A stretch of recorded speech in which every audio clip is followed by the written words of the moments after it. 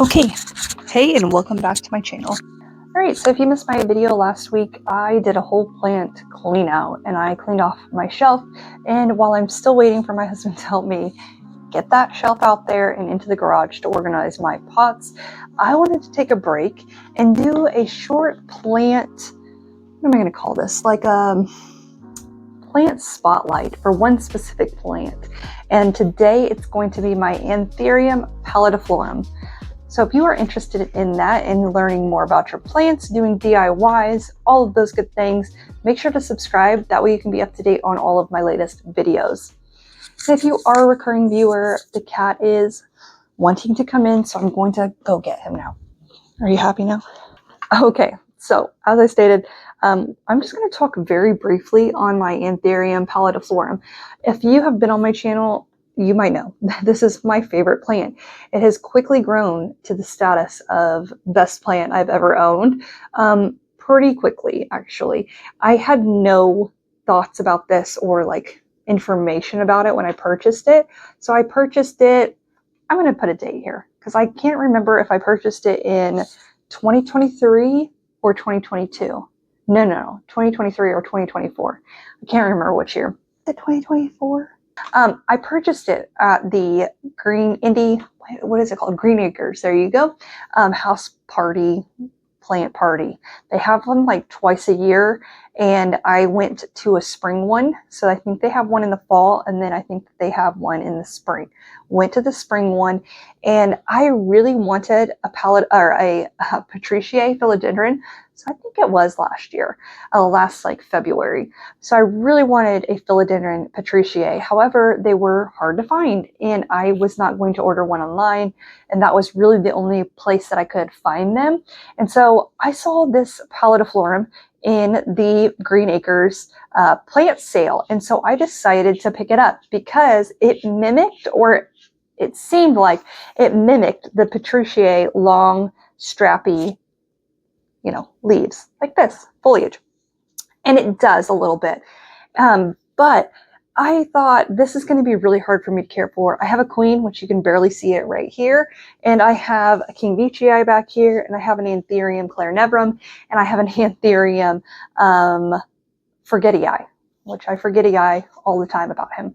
But I have those plants, and they are a little bit tricky. Some of them are easier than others. My forgetii and my queen are the hardest ones to take care of.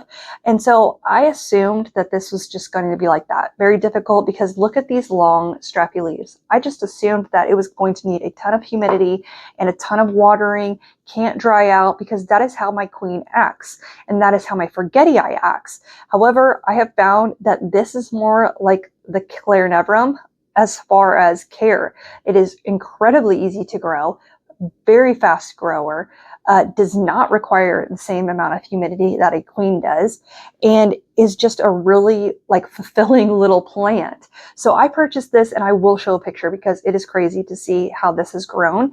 And it was a tiny little plastic cup. Seriously, it was in a plastic cup with sphagnum moss. It wasn't even soil. And so I would say for the good first 6 months that I had it, I kept it in that.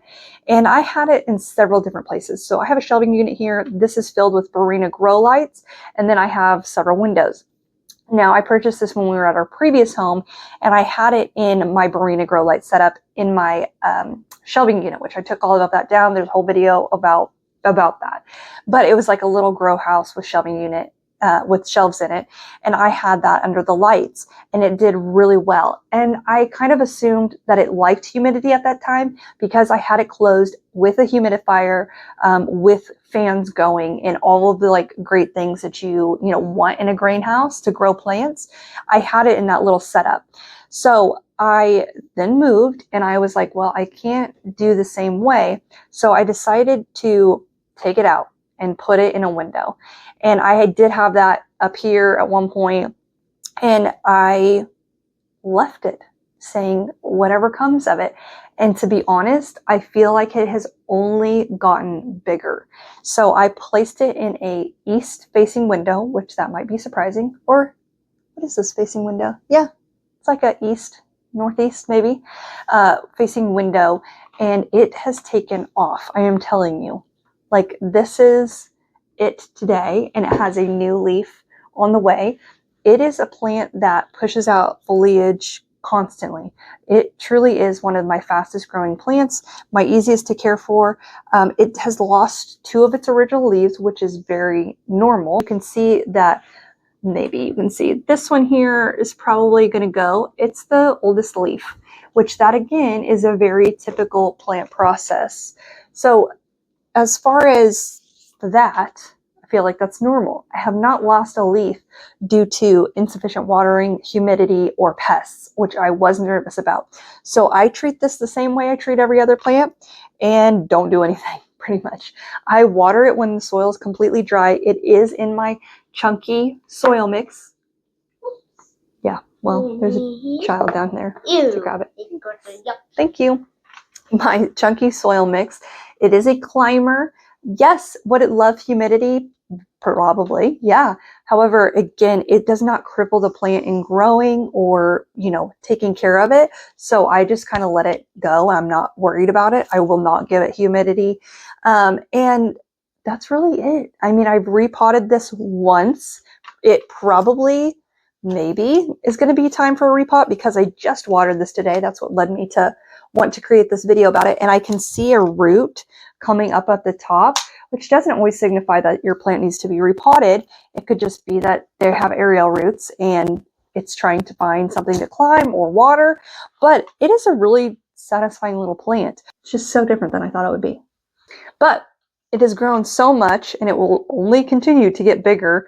And so, yeah, I'm really pleased with this. If you find this plant and you have the availability to purchase it, I definitely would. I would highly recommend it.